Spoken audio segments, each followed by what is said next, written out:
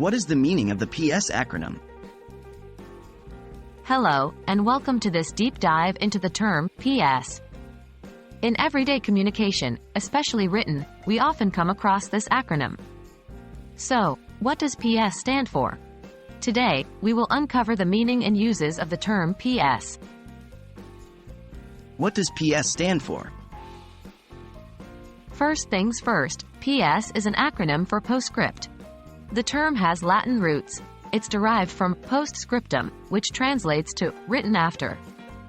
In the context of letter writing, a postscript is a message added at the end of a letter after the writer's signature. When do we use PS? PS is typically used in written communication, when the author wants to add a final thought or piece of information after the main body of the text is complete. The use of PS is especially common in informal letters or emails, but it can occasionally be seen in more formal communications as well. The idea behind a PS is that it represents an afterthought, something the writer remembered or decided to add after the main letter was finished. It's a way to include additional details or remarks that didn't make it into the main body of the text. How do we use PS?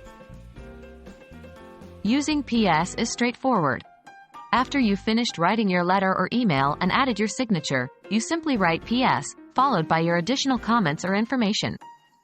Keep in mind that there's no rule limiting you to one postscript.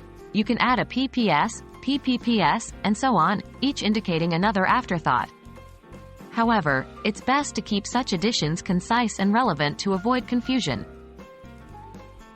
That wraps up our exploration of the term PS.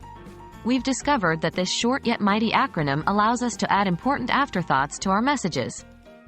Whether you're crafting a friendly letter or formal email, remember that PS offers a valuable tool for communicating those last-minute thoughts. Thanks for watching, and happy writing!